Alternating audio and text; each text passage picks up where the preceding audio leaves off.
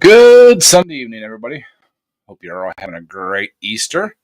We got DNR Small Engine in the chat. How you doing, buddy? 2ATVs, Cajun. How you guys doing? Let's see here. Rail, how you doing? And we got Daryl up on the screen with us. Hi, Daryl. Howdy, howdy. How's your Easter going, bud? This went okay, I guess. All right. I see Delisa's not feeling well. She's off and on. She's not. The allergies and stuff. yeah. Hey, Rail. I ain't took my thyroid medicine. Yeah, my nephew's dog has allergies, so he anytime he runs around a lot, he starts hacking and stuff. So that was entertaining at Easter today. We had him out chasing sticks. So, but look at her. You said dog, and look at her. Oh, there she is. So yeah. I had a great Easter so far. Went and spent some time with the family. Had some really good smoked turkey my brother made. It was awesome. Hi, Demo Don. How you doing, bud? Happy Easter. Thank you for stopping in. So, don't have a whole lot going on tonight, but just hanging out. Hey, Quick Wrench. Okay, Quick Wrench and Demo Don. But I did have a little update though. I put those brake lines on my 96 Dodge, that front brake line and stuff. I bought a caliper for the passenger side because the bleeder screw was froze up. So Friday morning we were off because it was Good Friday. I took it up to the shop, threw it up on the rack, and as I was putting it up on the rack, I decided to check the placement of the pads. Yeah, there's a spot right behind the front driver's side spring hanger. Right behind the front driver's side spring hanger. Frame's rusted completely through. So, yeah, needless. Hey, Cajun. Hey, Ben. How you doing? Needless to say, we did not put a brake caliper on that thing as of yet. I set her back down on the ground and trying to determine what I'm going to do. I don't know if I want to put the time and investment into welding that frame up. I did go online and started looking around. Local here, I found a nice Tahoe. I think it's a 2007 or 11, something like that. Under 200,000 miles. Really nice looking ride. They're asking $5,500 for it at a dealership. So I could probably get them down to under $5,000. So I may just go that route. Quit messing around with this junk. Of course, keep the heavy Chevy for the winter for a winter ride, but well, any car you buy up there, though, Ed, since it's at a dealership, tell them put it on the rack for you so you can see underneath it, so you don't run into the same problem. This dealership is about 3 blocks from my work, so I won't have them put it up on a rack. I will take it to my shop and put it up on my rack. Yeah, well, that's good then. But before I bought anything up there in that Rust Belt, I would at least go put it up on the rack since you got access to one. Yep. And here's my luck. I put that alternator on, drove it to town last weekend, and guess what happened? It happened. It done the same thing. It was at 14 and just laid over. The hand just laid over. So I had to take it back to the parts house. They said, well, it's showing it's working good. I said, no. Well, the guy went out first with the portable tester, And then he said it ain't putting anything out. But the reason it was they said I went come home, took it off, and and he asked me, he said he asked me about getting did I want another one of those, or he said I'll take the difference on since you had so much problems out of it, I'll take the difference and give you a new one. I said, but we don't have a new one in stock. Can you wait after 3 o'clock? I said, yes, sir. I'll wait after 3 o'clock to go back for a new one. I didn't want to put that same junk on them again. Well, Right. the guy when I took it back in, the guy put it on the tester. By then it had cooled down, so it would work as long as it was under operating temperature. But once the engine got operating temperature, the alternator hammer lay over. So I said it. So I told him, I said, look, the boss man is the manager of the place has went out and checked it earlier, and he told me to get to tell you to order me a new one. So hey, second chance. Hey, second chance. Hey, Missy. Hey, second chance. There's Missy. Well, I mean, did you get the new one on then? Yeah, I got a new one on now. It's working perfect now. So Yeah. It sounds like something went bad in the reman of it. yeah, The other one and stuff. So, but I actually just watched a video over the weekend here about charging systems and stuff like that, and a guy was saying on the new vehicles, a lot of them have a sensor around the ground wire, and those can go bad, and that's what tells the alternator to turn on and off. So, I don't know, but if it's working fine with the new alternator, I'm gonna guess that it's that's the old one was the issue. well, I called the Chevrolet place and asked them, was there anything else that could cause that? And they said not really. It's probably had the diodes in the voltage regulator. Yep. So I agree there. Second chance, the warmer weather can kick in. Yeah, I took all next week off because between now and the end of June, I gotta burn 3 weeks of vacation. So I'm gonna take a month off. But my plan is to start pulling that old rusted out bed off my Chevy. But now they're calling for rain just about every day this week. Oh, well, if you turn that doggone fan off, we've had decent weather down here, but y'all sending all that doggone wind down here, and it's about to blow us off the mountain. Well, yesterday I was actually looking forward to the weather yesterday. We're supposed to have some thunderstorms. I like thunderstorms. Yep, everything went south of us. I barely got any rain.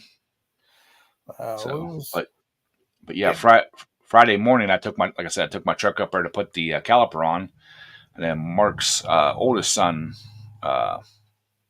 he was going to bring his truck up, have it towed up to have transmission lines put on. Well, he didn't get off work early enough, and he didn't end up making up there till like 3:30, 4 o'clock with the truck. We worked till after 10:30 at night, changing the transmission lines, transmission filter, changed the oil and everything in it, a whole bunch of other stuff. By that time, I was a tired cookie. So, hey, C Monster, how you doing, buddy? Hey, C Monster. Willie CK, how you doing, bud? Really? See Monster, Willie. How y'all doing, Ed? Happy Easter, Daryl. Oh, happy Easter to you too, Cajun. Yep, I bet you it is beautiful in South Carolina. So, Yeah, they're Yeah. well, they're calling later on in the week. They're calling for a chance of a mix snow here. So, um, I don't know whether we're going to get it or not, but that's what they're calling for. Well, we actually got up to 70 degrees yesterday, I think, but the doggone wind was blowing so hard, it still had a chill to it. I mean, all week long, we've been having wind warnings around here from 35 to 50 mile an hour every day. We always catch hell. And Willie tilled his garden. He's ready for spring. Well, That's amazing. Yeah, we were in the mid 40s today. Let's see. Currently right now we are at what's it say? Oh, 52 says right now. But yeah, I was hoping for a lot better weather, but it is what it is. Hey Barry, how you doing, bud? Thank you for stopping in. Road Runner. Beep, beep. Beep, How beep. you doing, bud? Road runner. Barry, But you're at 70 right now. I didn't even realize it was that warm out there today. Let's see. 76 here. So it was like 78, 79 today. Probably more.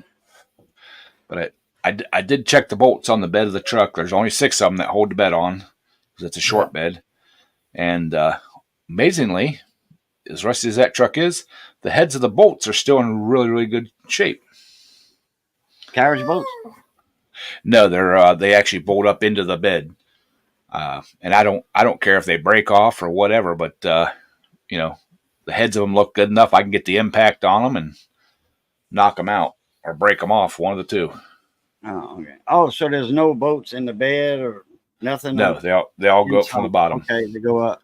Oh yeah, that's right. Johnny Best in the house. Say hi, Johnny. Hi, Johnny. Hey, Bear. Hey, Donald. Hey, John.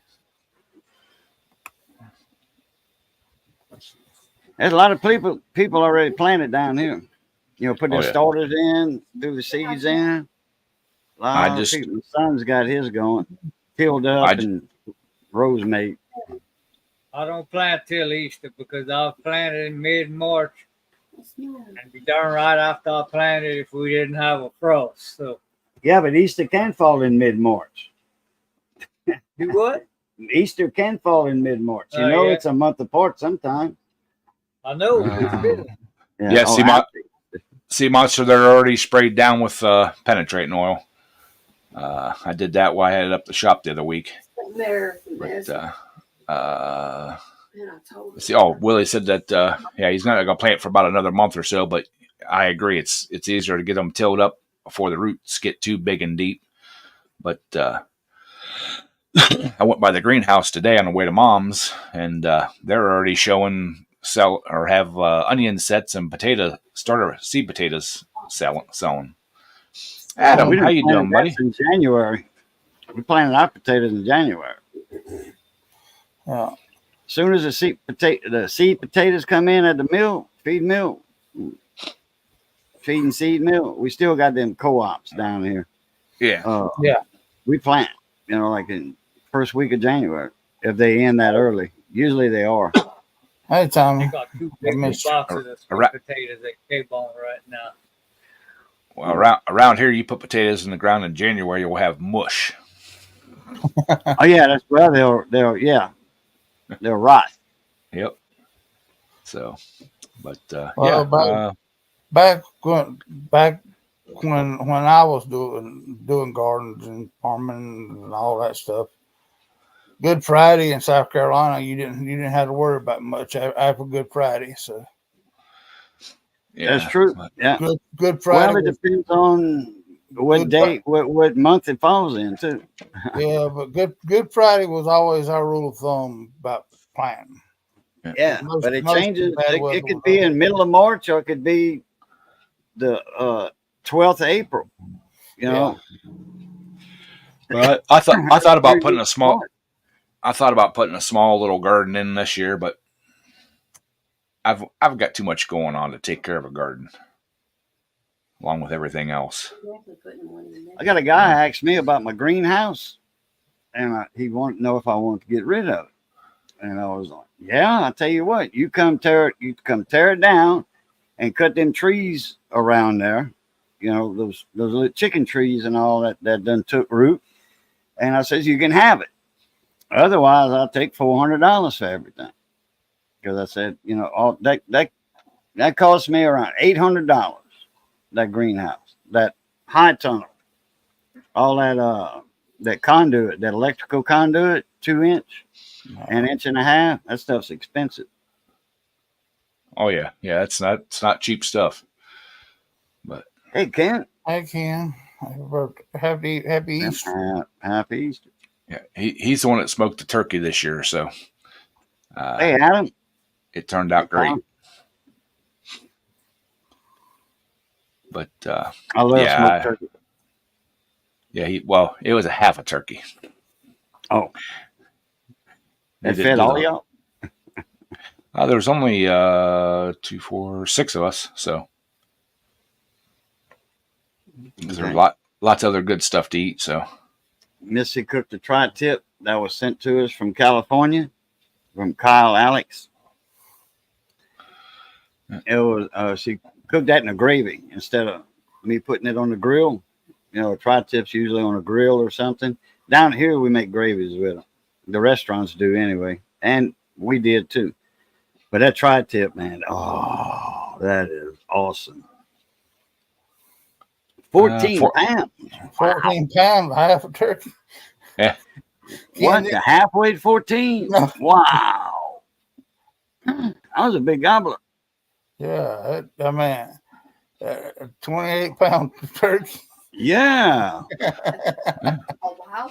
A half a turkey he did, and it weighed 14 pounds. Man, mo.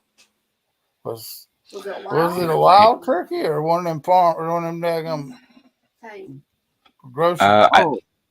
I think a 4-H turkey. Oh, okay. Oh, yeah, But, I know what striped is, or the Lisa. But I just 4-H bird. Yep. Yeah, dang. Yeah, I just had a guy at work. He raises sheep and pigs, and I think he has a couple cattle. He just gave me a bunch of lamb chops.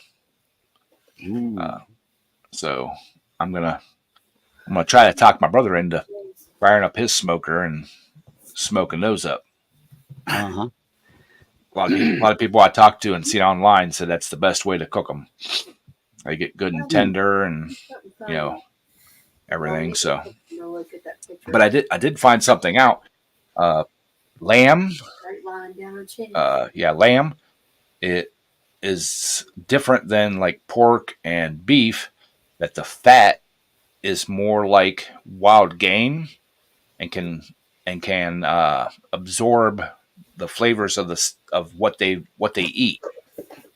So it can actually have a gamey taste. Yeah, I can't do that. Okay. So, but when I was talking, I didn't either until I was looking at online how to, what's the best way to cook it, recipes and stuff like that. And it seems like everybody says that smoking it's the best way.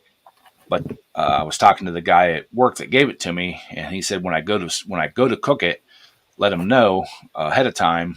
His wife has a brine that she mixes up that will pull all that out and doesn't let it have that gamey taste. So, and they eat a lot of it. Hey, Wayne. Hey, Wayne. Hi, Wayne. How you doing, buddy? Cable going. It either drains or pitches. Let's just get some. Awesome, Willie. So, yeah, Wayne. I don't think Wayne stopped in last week. It was his birthday, so everybody wish Wayne a happy birthday. Happy birthday, Wayne. Bon fit. So, happy birthday, Wayne. Okay. Sleeve hit. Yeah. But I've been dreading looking for a new vehicle, but I think it's time. You know, Yeah, what I missed. What was up with the old one? What is it? my '96 Dodge, my dad's old truck, the short bed. Oh, Not this weekend, but weekend before, I put new front brake lines on it because it blew one out, and finally I went to put it back together. okay. Well, I couldn't get one of the bleeders loose, so this weekend I ordered a new caliper for it, which is like $22, no big deal. I was going to throw it on it, so I took it up to the shop Friday morning, put it on the rack, started lifting it up, stopped about a foot off the ground to check the placement of all the pads to make sure I had it sitting on the lift right. And I noticed there was a crack in the driver's side frame. And it's not just a crack, it's all the way through the top to bottom, right behind the front spring hanger mount. So, Oh, no way to sister weld that. that's the bad part. I think the rust goes behind the spring hanger. Well, that's the problem. Is all the weights right on that spring hanger. So Oh, Right. man. And that well, and the real bad part about it is it's the fuel tank's right there behind it. So to get on the inside of the frame, I'd have to drop the fuel tank out, do all that, and plate it. To do it right, have to plate it on the inside. And I don't know if I want to go through all that trouble. Yeah. It That's a just kick in the butt. right. I mean, I could probably put some angle iron top and bottom, get it back together good enough to, and plate it that way and plate it on the outside and weld onto the spring hanger. But, I don't know. I'm getting tired. I don't know if I want to go through all that trouble. I'm not looking at, I'm not looking forward to a payment. Is what, the big thing. Do we do chocolate Easter eggs in the States? We buy Yes. them, chocolate Easter eggs, for the kids, Easter baskets. Yeah, we buy Easter eggs that are chocolate. Some of them have the white and yellow yolk and, egg white yolk in them. They fake. It's kind of a cream thing with a little yellow one in the middle. But yeah, we got the little bitty solid Easter eggs, about that big aluminum foil. Just a Hershey's Kiss shape of a little Easter egg. Well, I think this is the first Easter in many, many years that I have not went out and bought spiced jelly beans and chocolate Reese eggs, peanut butter eggs. they'll be high price tomorrow if you go early enough, Ed. We're gonna pock some eggs later. Oh yeah, Missy made these different colors. That was yours. I think it's already cracked. Hey, Johnny, do me a favor. Take one of them eggs and pop Cajun in the back of the head for one. No, we don't. We call it. It's not pop eggs. It's pop with a C, P-A-C, because Easter in French is Bonjour de Pâques. That's how you say Easter in French. Happy Easter, Bonjour de Pâques. So when y'all do eggs like this, one person holding the egg and then the other one, and whichever one's cracked, you out the game, and whoever's last wins, and you win all the eggs. Yeah, we pock eggs down here. I don't know if y'all do that. See whose eggs crack or not. we used to when we were younger. Second chance around here. Yeah, $5,000 truck ain't much, but I have been looking around and I did find it. Like I said, the body on it. It's a Tahoe, Chevy Tahoe. It's got less than 200,000 miles on it for $5,900. It's at a dealership, 55 or 5,900. I gotta go look. I I gotta go look at the frame and stuff on it and see what that is. I've actually been looking, kind of leaning more towards a Suburban or a Tahoe or something along them lines. I've got trailers and stuff I can haul anything else I need to haul on. If I need to haul anything, my truck beds usually are just catch-alls for junk. So. And, if I want to go camping or something for the weekend or whatever, I can throw a mattress and stuff in the back of it and away we go. But, I'd like to find something that if I decide that I want to travel down, down south and see Daryl and them, I can jump in it and go and not have to worry about, a bedside falling off or a wheel falling off or, whatever. Or, I just, Yeah. I love my ship boxes. Don't get me wrong. I'll drive that Burgundy Chevy until I can't drive it no more. But I just need something that's more reliable, I guess. I'd like to go to some polls that are further away this year, if at all possible. And I just don't want to deal with the. Well, look down 5 or 6 hours south of you there, Ed. Get down in the Carolinas and they don't have that. They don't have as much of that rot and stuff. Yeah, but the prices also go up. I've got a friend that lives in Kentucky, and he said that, because I asked him, I said, "Hey, any decent trucks or SUVs down that way?" He said, "Oh yeah, we got them left, right, and sideways." He said, "But you're going to pay a third more than what you're going to pay up there." I'm like, I really don't want to pay $15,000, for a truck. I don't want that much of a payment.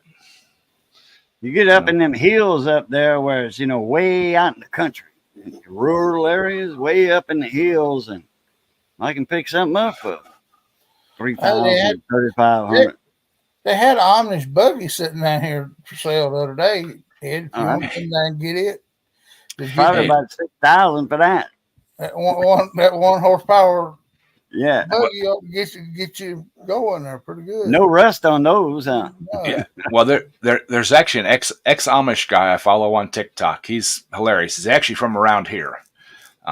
He don't live around here no more, but this is where he's from around here.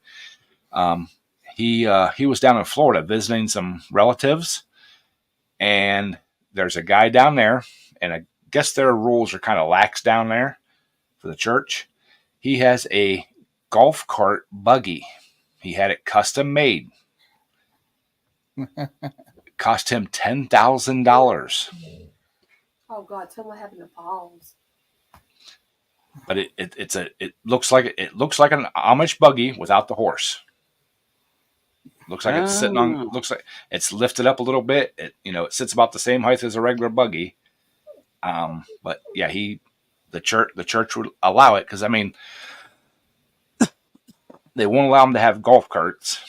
But he kind of got around the rules. He went to the bishop and said, "Hey, look, if I have it built like this," and yeah, he actually bought the golf cart and sent it to a Amish buggy shop, and they custom built it's all wood and stuff, custom built the golf cart or buggy on the golf cart frame.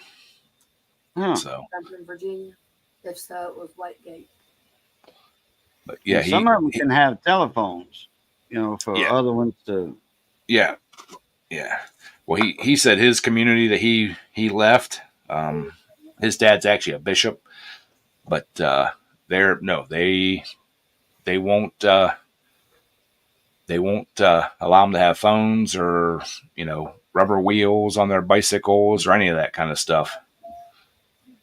So, but he's pretty funny. He gives a lot of insight on the Amish community and stuff like that, and he's pretty interesting to watch. They allow you to use a phone if you know somebody that has one. They say, "Oh yeah, you can use one." Well, you can't have one. Some places they'll allow one phone per community. Right. He actually had English neighbors, and they could go over and have the English use the phone to call somebody else and relay a message, but they weren't allowed to actually use the phone themselves. Oh, okay. At least not their neighbors. I don't know if they had he didn't say if they had like a community phone somewhere around, but like if they needed to call a ride or something like that, their neighbors could call and make the call for them, but they couldn't actually use the phone. Yeah. But, I seen a thing. I forget what the guy's name with the YouTube channel, but he interviewed a guy named Titus. And I'm pretty sure a lot of people know who I'm talking about because that went viral. This guy that lives he lives the Amish ways. He spreads the word and all that. His family was Amish, but man, this guy climbed a tree like a monkey. Like, I mean, he goes barefooted everywhere.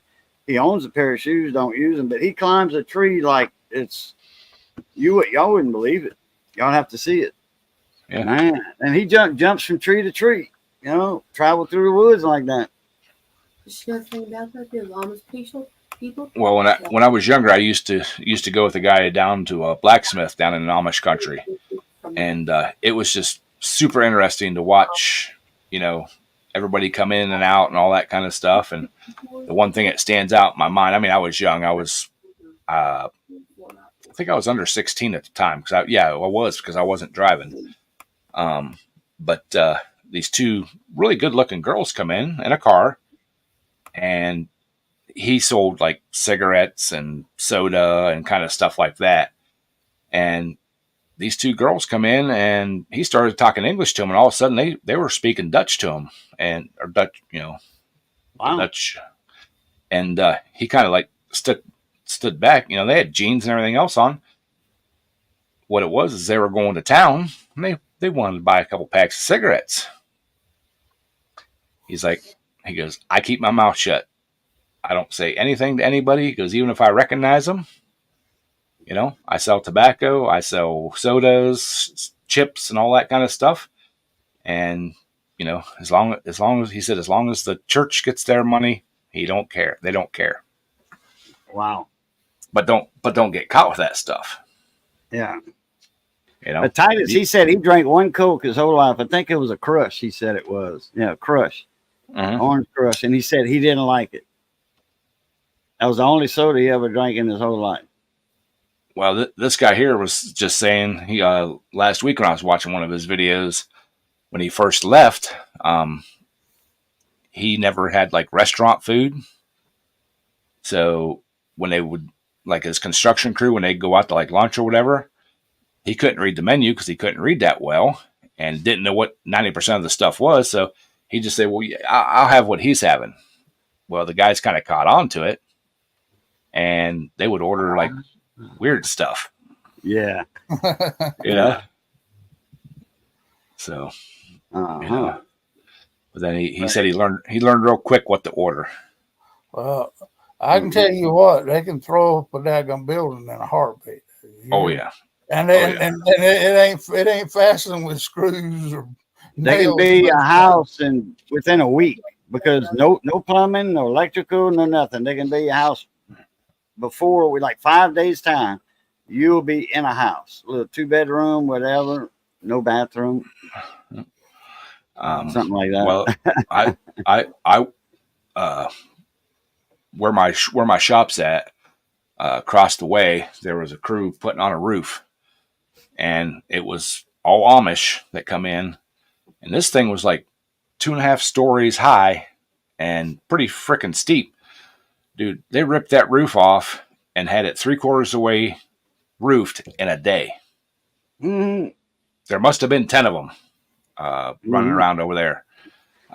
They started at like 7 o'clock in the morning. I seen them over there, and they were ripping that shit off and had it off before noon. And I don't know if they had to replace any lumber or anything, but yeah, they were putting the substrate down. The guys are on the backside, were still ripping it off. There was guys going back and forth, man, with air nailers, just laying it down. Really? Air nailers? Oh yeah, Amish? yeah, yep, Yep. Huh. That works on electricity, don't it? yep. Or a gas powered. They're Yeah, they're well, they're gas powered. they're allowed to use that stuff. They just can't own it. Yeah. Oh, yeah. Like okay. the construction companies. Most of the Men- time, like The Mennonites can use more up to date technology than the Yeah, we have Mennonites down here in DeRidder. They have nurseries, a lot of nurseries, and a lot of the watermelon growers in Sugartown and all that area over there where the United There's- States sweetest watermelon there. They give them the seeds. Mhm. You know, the watermelon growers give them their seeds to the Mennonites to store them for. mhm. And the Mennonites put them in the little cups and whatever and 6-packs and store them for the watermelon girls. And that way, like, they already planted over here. Watermelon girls, they already planted. Yep. Seeds Yeah, are store plants. I've known a couple of Amish construction companies that they they'll have an English driver, and basically everything's in their name, the truck, the equipment, all that kind of stuff. Okay. And they and as long as they make the donation to the church, is what what it boils down to. They've come a ways that says hey, the church needs more money. Okay, well, we'll let you use that as long as you give us our cut. Which, I mean, I understand. Hey, but yeah, they're phenomenal, and I've seen some true Amish craftsmen making like furniture and stuff like that. It is very, very impressive stuff. Oh yeah, there's some Amish restaurants west of us here, and the food is phenomenal. They got some places down in here, not far from here that sells like jellies and jams and Mm-hmm. all that stuff. So But it's only Well, we've got a bunch of cheese houses, and one of the largest Amish what do they call it, hardware stores. It's called Lehman's. Anything and everything you could think of is in that store. They still sell potbelly stoves, all that stuff. Good cast iron cookware and everything. Hey, Mudster, happy Easter. Mudster and Renegade. Hi, Renegade. But I used to love going over there and just walk. I mean, you could spend 3 or 4 hours just walking around in there, just looking at all the different stuff, and that's another reason I'd love to get a vehicle that's more dependable. So I can go do that kind of stuff again. There's one cheese place over there that I used to go to that would make dill pickle cheese. It was awesome. I loved it. And plus they would make like smoked Swiss. Ooh, that's really good stuff too. Oh, smoked cheese. Oh, I like that. Yep. Oh, they don't have any tracks either. But Smoked I used to Gouda? I like smoked Gouda. But I used to really like going over there and doing that kind of stuff. But I haven't had a chance to in the last few years. So hey, there's Jeff. How you doing, Jeff? Hey, Mudster. Hey, Renegade. So, and I did since Jeff's in here, and it did remind me, I did break down and buy some of the tap paste cutting oil for my mag drill. So we're gonna test that stuff out this week while I'm on vacation. It's a paste. So, no, it's a liquid, but it's made by the tap paste company. Oh, yeah, company. Brand big, name. big, Gotcha. yeah, big bottle of it. Right. Yeah, had- about $18, I think. Yeah, something like that. I think I paid 15 something for it. Yeah. But yeah, it come with really good reviews and everything like that. And Jeff recommended it, so you know, we're gonna use her. Cheaper than Tap Magic. Yeah, or maybe it is Tap. Hang on, we'll be right back. Yes, Jeff said Tap Magic works too. So it might be Tap Paste Yeah. or. But you I got some don't- Tap Magic in the shop? No. What you got in the machine shop? Tap. You got. We couldn't find the Tap Magic or whatever. I had to use No, I don't have any more Tap Magic. yeah, out. I was using PB Blaster, right? Yeah. Yeah, PB Blaster. That was better than the WD-40. When we drilled this out for my scope, Okay. Yeah. He's got Tap Magic instead of Tap Magic. Okay.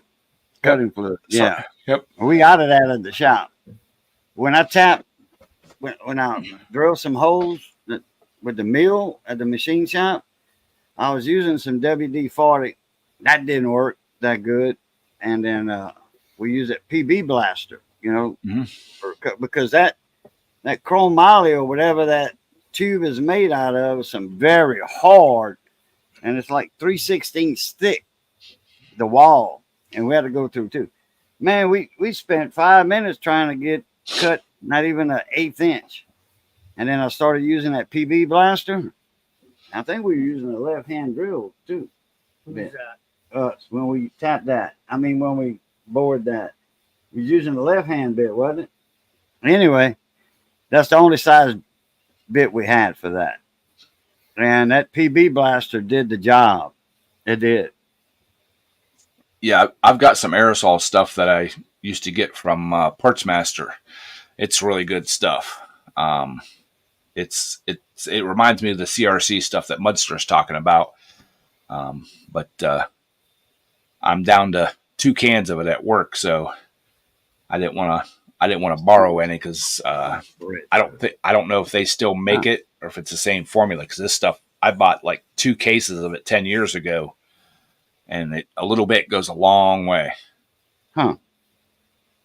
So, but on Jeff's recommendations, y'all, I bought this stuff. That's good stuff. Tap Magic. That is awesome stuff. So if it chews up my bits, Jeff, we maybe have to come. Then you can buy a set of standards there, Ed. And then Exactly. Yep. So, but yeah. Well, you talking about that? I did price standard bits, and that's going to have to hold off for a while until I get this vehicle situation straightened around. So, but because I was actually contemplating starting to buy parts to put my other V-twin back together over the next year. And I was going to start by buying the pistons for it, pistons and rings, which are about $425 now, I think, for the pair. So, but again, we're going to hold off. So, like I said, at least until I get the vehicle situation, depending on what my payment's going to be a month. So, like I said, if I can keep the payment under right around $200 a month, we'll be golden. I really don't want to go too much more than that, but that should get me up about the $10,000-$12,000 range. But I don't want to pay that much. I mean, the lowest the better, but but Well, Ed, if I happen to run across a body, what kind is the motor good in that Chevrolet? in my Chevy, yeah. I mean, if I happen to run across a body that motor could drop into, Well, I've been looking at that too, and there ain't too many of them out there. Everybody that has a truck like that with a bad engine, they're wanting to part them out. They don't want to sell them whole. And Yeah. I don't know if it's because they don't have a title for it or what, but you know, Mm. It's kind of a thought. Motor and tram. If you got one that had a bad motor or a bad transmission in it. yeah, Wayne, I've heard that the high speed steel or high speed aircraft bits are very, very good.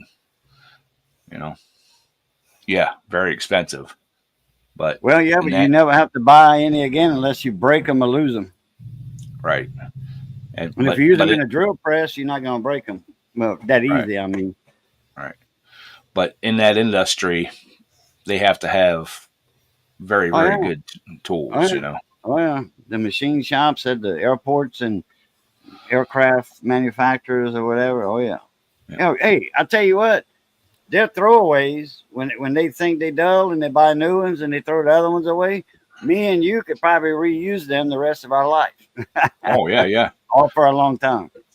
Well, see that's kind of what I miss right now. Is I used to have an uncle that was a machinist. He worked in the tool shop for Ford for years, um, and he probably could have got me the slug bits and everything else that I need. You know, How many boats? That daddy, Johnny's daddy and mama, that's how they met. Machining. They were machinists building airplanes for World War II. That's how Johnny's mom and daddy met. And I'm pretty sure Johnny's daddy, some of that stuff in the shop is left over from that because they were working here in town at shops at old H. Brown. KBC Machinery. yep. Uh, Delisa, I would be afraid to lose that much weight Yeah, one time. in 26 days. One thing on the net, I like to lose Yeah. 150. They said I can lose 100, which is in 26 days. Screenshot of it too. You know, I could tell you how to lose a lot more weight even quicker, but Daryl's not going to like it. Get a knife and start cutting the fat off. Daryl be living in that box trailer. That's not healthy. No. No, These are- not losing Oh that weight. no. Yeah, Well, all that stuff you see on the internet, especially the commercials. Oh, lose weight like this, a natural way, and all apple cider vinegar. Which you can lose weight with apple cider vinegar, but it comes with a couple of side effects, like you Yeah, would right. severe- ulcers and all Rot, that. rot your daggum teeth out. Yeah, Eugene. Yeah. Yeah, but you mix it with water though. You got to dilute it. Tell Ed to check it. It's got it on the bottle. Yes. Dilute it. The tablespoon to a cup of water or whatever. Teaspoon to a cup of water. Mudster, it's not just a part. My 96 Ram, I noticed that there's basically the frame's rusted all the way through on one side. So I'm just not feeling it welding it back together. So I just need to upgrade, and it runs great. It's got a good motor, good transmission, and everything in it. It's just I don't want to. I'm getting old. I guess I just don't feel like putting that kind of work into it. Hey, Boats, how you doing, buddy?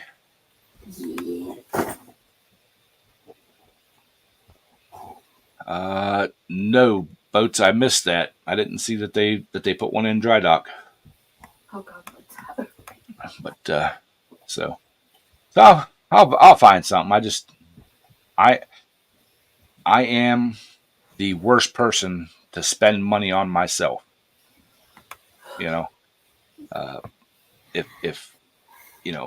If I had a significant other and they needed this, a vehicle, dude, I'd have one. I'd go out and get it. Okay, I married Ed. Divorced me. Me and Daryl, you're getting divorced. Ed, I want a car. Daryl won't buy me one. You got one there. You would have one. I would figure out a way to pay for it, and you would have one. I want the show tours. I want a 95, but it's got to be fixed. I want my old one back. In other words, but I'm just I have a really really hard time spending money on myself. I always have buyer's remorse. Even if it's a steal of a deal, I just I don't know. I can't spend money on myself. I didn't see that one going into dry dock, but I seen that one hit that bridge up there and tore it down. Their boats. Oh boy. Knocked that doggone, got the whole Baltimore Harbor shut down up there because it knocked the bridge down. All right, Delise, I'll check it as soon as we get off the stream. But yeah, I mean, and it doesn't matter what it is. If I gotta go out and buy T-shirts or jeans or shoes or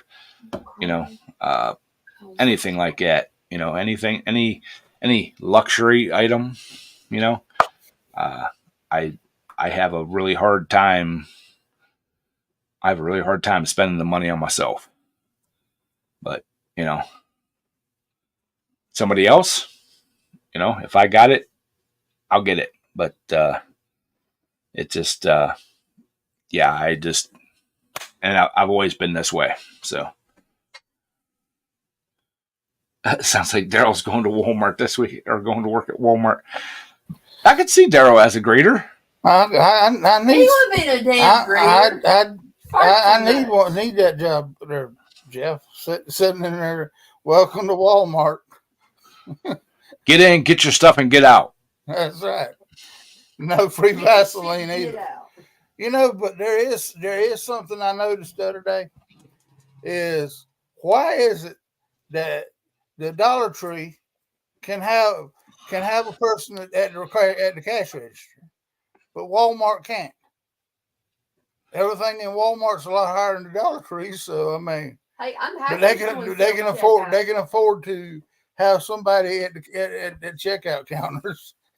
Well, Walmart over here, they took a lot of their self checkouts out, and they got you going to Walmart now? Ask Johnny. He's a Walmart fanatic. They'll have 7 people at registers that are open, and they got them standing in front. Hey, I'm open. Come over here. Yeah. Yep. Well, this has been a couple years ago now. I went into Walmart. They open at 6. I was there just a couple minutes after they open. Was in there like 20 minutes getting my stuff, heading out. They didn't have a checkout person coming in until 6:30. Because they figure, So the one lady actually, because I walked up and down, I'm like, what the hell? There's no checkout person. She's like, are you ready to check out, sir? I said, yes. I'm looking for somebody to check me out. She goes, come on right down here. She actually took it to the self checkout. Ran everything across, everything. Asked if it was cash or check or cash or card. I said card. Put the card in. She did it. She even bagged everything for me. I put it in the cart and away I went. That works. Yep. So I don't think Daryl will be a good worker at Walmart. Daryl's the type of guy. If this real ugly woman would walk in with, Daryl would say, ma'am, you got some beautiful twins. This woman would say, they not twins, they 5 years apart. Can't you tell that? Are you stupid? No, ma'am, I'm not stupid, but I thought they were twins because I can't believe somebody slept with you twice. I've heard that one before. Yeah. He wouldn't work at Walmart. Yeah, that's Mudster. He would stay for 2 minutes and Mudster, right there. Wait it down. Oh, where's he at?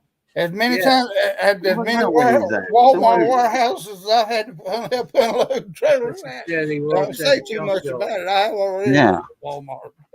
Might sell my truck this summer. I'll put rockers in a cab, rocker panels, cab corners, 05 Chevy, 1,500 extra cab, 4x4, short bed with 174,000. How much you want for it? Let me know now. I'm looking for something. But yeah, I don't know boats. that's Tell that's them. Go that's get too political stuff for me. It's a tragedy that it happened. Sorry for everybody that lost their life and got hurt and everything else. But as for an opinion, if it was truly an accident or sabotage or whatever, yeah, I don't. They showed it getting damaged leaving the dock when it hit the steel. Who got When it was hurt? coming off, they showed the transom and water infiltrated all that and knocked the electrical out. Not yet, there, Renegade. Waiting on the paperwork. No, Jeff, I need something I can tow with, tow or haul. So, yeah, because when I did have my Chevy up on the lift doing an oil change and stuff on it, I was looking at the back of the frame back by where the hitch hook's on. It's still solid, but it's getting pretty thin.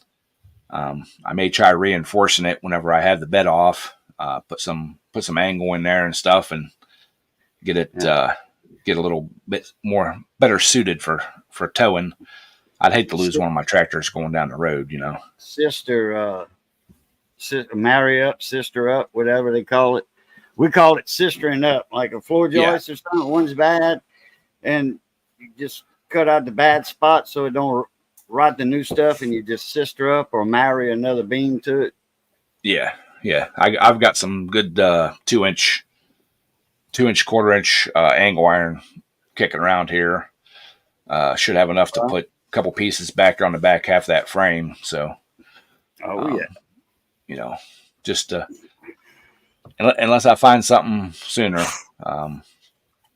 because I really would like to go pulling this year. And after looking at that, I don't know if I want to trust towing. I mean, around here I would, but if I'm going hour and a half, 2 hours away, I don't know if I want to trust towing it. And I thought about making some ramps, but there'll be some long ramps to get that sucker up in the bed of the pickup truck. So, Delisa, I sent it to you. Oh no, I sent it to the wrong person. Delisa had a wise I gotta send it to Ed. I'm sorry. wise idea to get some of that mica powder stuff to mix in with paint and stuff to change colors. Oh, yeah. Guess, Okay, Yes. there it is. Tell Ed. Oh. Tell Ed if he wants to put it on there, he can. and she left it where Millie could get hold to it, and she spilled it all over the floor. We got it's orange, it's a reddish pink color, and it looks like we had a murder scene in his house. Oh, yeah, I can bet. oh yeah, Tell Ed. That's still bling blings. She sent you the picture of it. all right. I can't do the messenger on my computer. Yeah. Now I For- know for why some- shops charge so much. Yep, exactly. Yeah, got some high dollar Briggs and Kohler tubes coming in now. Oh, and I know why the shops charge. Oh yeah, with the tube, yeah. Briggs tubes ain't cheap. No, they are not. But the other day I got into, I don't want to say discussion, but a young man I know that, I mean, he is a mechanic. He doesn't work professionally as a mechanic, but he does repairs and stuff like that. And he was making the comment that he'll never buy a wheel caliper unless he absolutely has to. He'll rebuild them first. And I'm sitting there thinking about, I said, well, wheel calipers for most vehicles now are under $50. And the vehicle he happened to be working on, well, not this one. It's $95. Brother, you're young. By the time you clean everything out of it, and then finish the surface on it and all that, the rebuild one, you might as well go on and spend the money on it, because then. Well, if he's got the time, Hi, John. to do that, yeah. Well, but I'm sitting there. I'm sitting there thinking to myself, okay, You know, even as a shade tree mechanic, you're going to charge at least $60 an hour.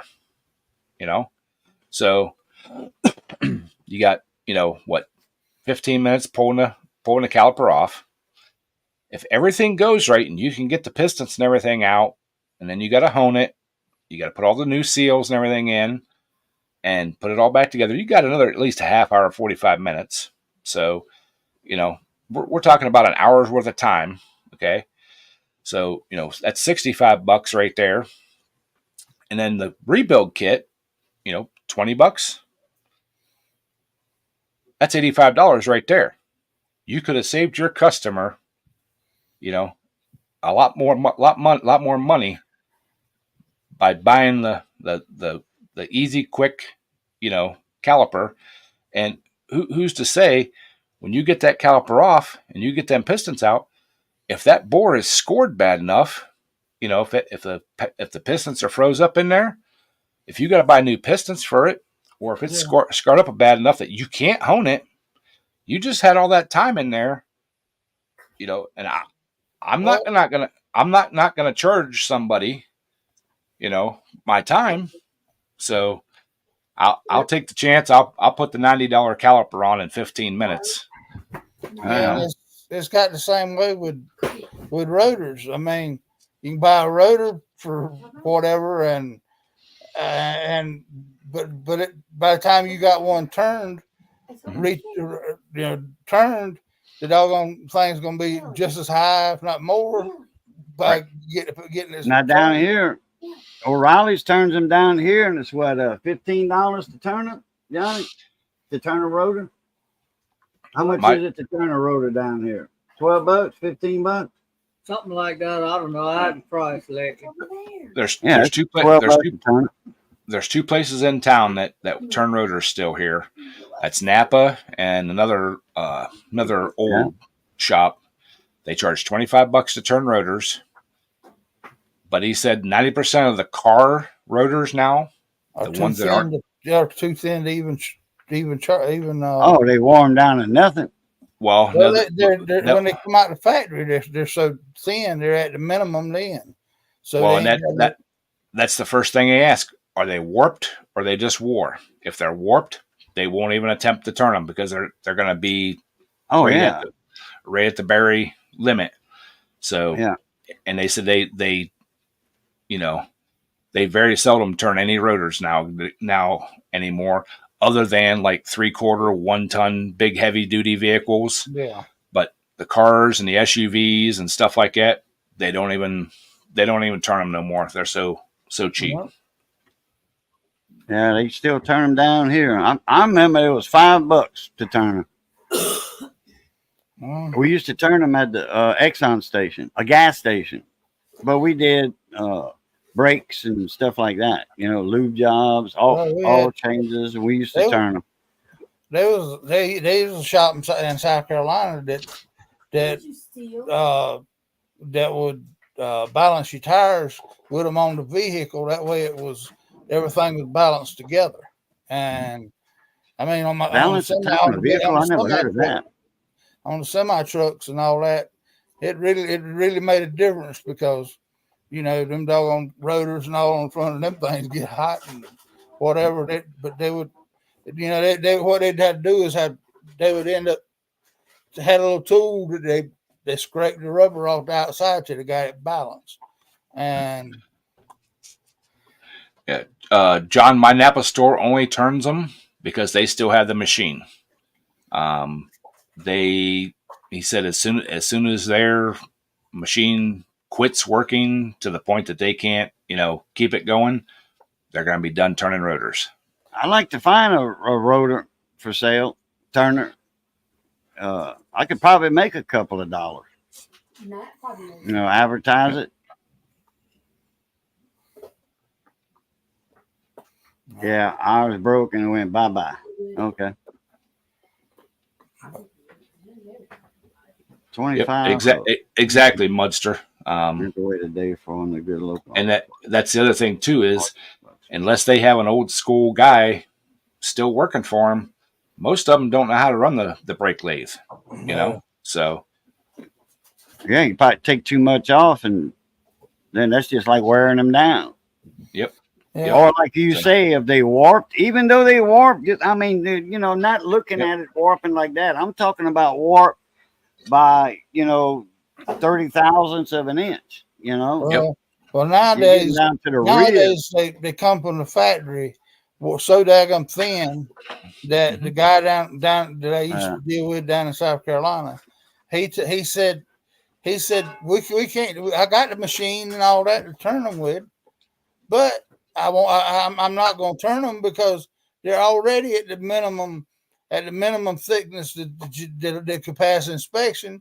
So, in other words, I mean, South Carolina didn't have an inspection, but he said, but they get dangerous, and I don't want the liability of them. So he just puts new ones on. Yeah, Quick Wrench. Around here, the two shops that I know that have those on vehicle brake lathes, they're actually sitting back in the corner covered up, and they haven't used them in about 5 years.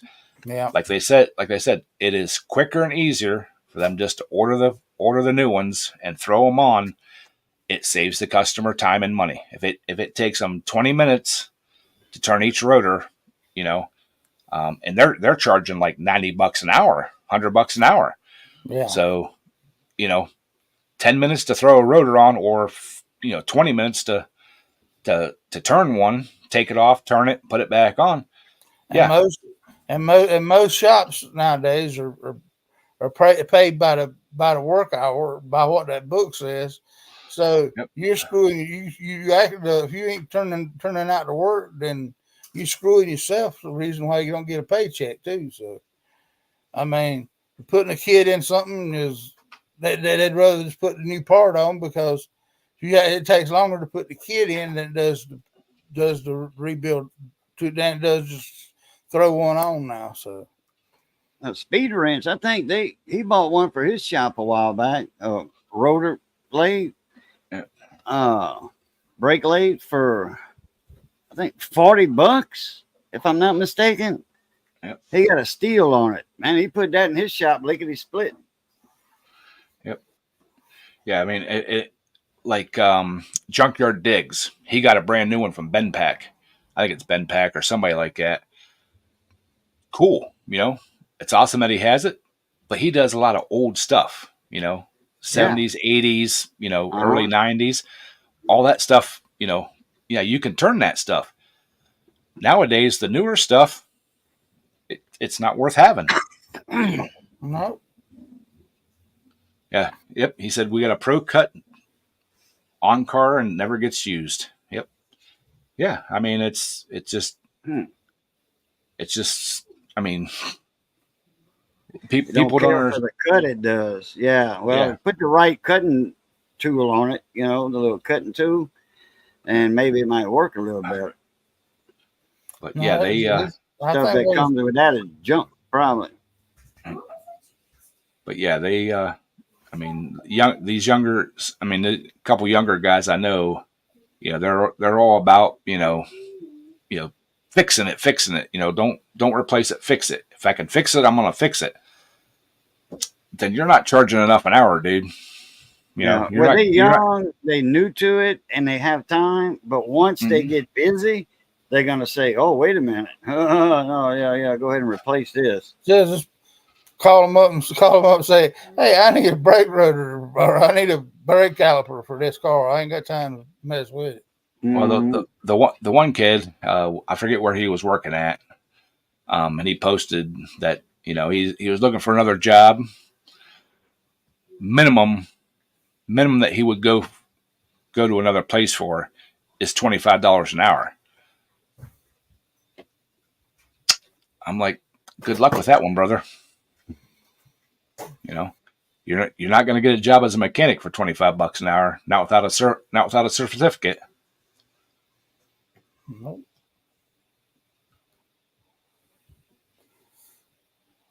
Yeah, exactly, Mudster.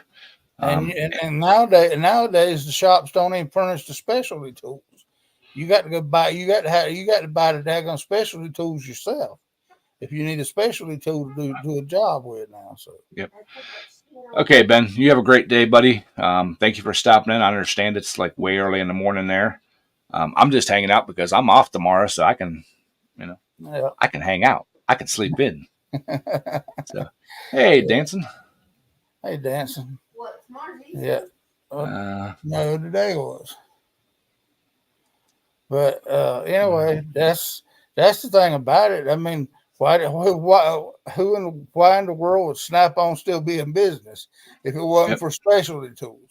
I mean, specialty tools is where Snap-on makes their money at, because I mean, their wrenches nowadays ain't no better than what Hobo Freight has. Just about it. I mean, Well, I tell you what, Johnny and his dad, Mr. Frank, they made a lot of their specialty tools. Mm-hmm. Johnny's dad was a machinist all his life, and a damn good mechanic. But any specialty tool they needed, they can look at a picture of it and make it. Yep. Well, it's just like motors nowadays. They'd rather pull a motor and drop one in, a crate motor, than to sit there and rebuild one. Because by the time you've done all the machine work to the block, the heads and all that, it comes out just as cheap to go ahead and buy a crate motor and drop it in it than it is to. Yeah. I mean, Renegade, I agree with you. At our age, I wouldn't work at a shop for less than $30 an hour. This kid's like 22 years old. He ain't got a lot of experience, he's gonna be in the back washing cars and changing tires and stuff like that. That's what he's gonna be doing. He's gonna be on the oil change rack. Yeah. Yep. Bonjour de Pac too, dancing. That's what we all had to learn on, the oil changing rack. I talked to a couple guys up at the local dealership. That oil change rack job's looking pretty decent for like a early retirement job. It pays decent. You get insurance. It's 40 hours a week. If I could work out getting retirement from where I work at now, I may go do oil changes at a shop like that. Well, you ain't got to grease nothing no more, Ed, because they ain't got no grease fittings on nothing. Actually, anything like 3/4 ton and bigger, there's still grease fittings on them. Even we got a 2023 van, Chevy Express van. It's still got grease fittings all on the front of it. Well, I mean, that 91 out there ain't got about 5 on it. The ball joints and the tie rod ends, and that's about all it is on it. Yep, boats. I know a young man. I think he just turned 19. He actually got into one of the steel mills as an apprentice electrician. Young man's making buck, man. He is making it. And he's like, man, he goes, we're hiring another one. You got to come up here. I'm like, dude, this old man. No, I'm, well, you could make a lot more money than what you're making. Oh yeah, I can make a lot more money, but I probably couldn't do it for another, 15 years like I plan on, Your body won't be in like some like need like, right. You used to, Ed. Yep.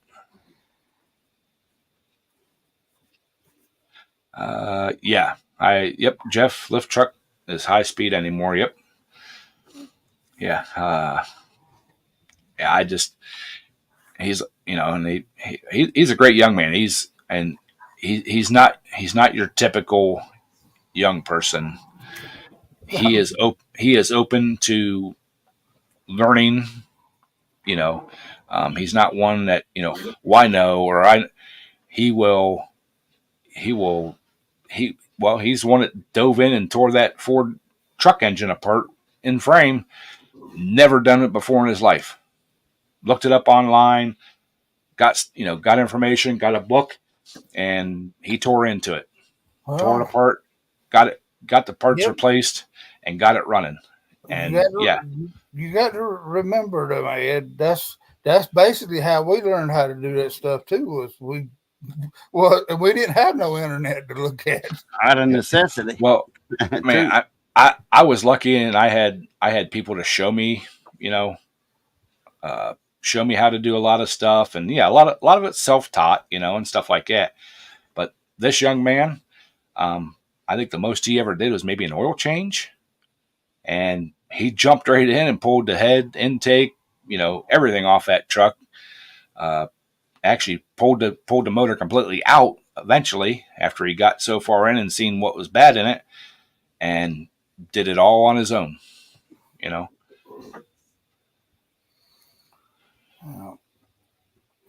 But they got this today. It's a day out. There ain't no way I looked at. There's very few things I'd want him to do on that 2015 out there, because I mean everything's got a freaking sensor on it and everything's got.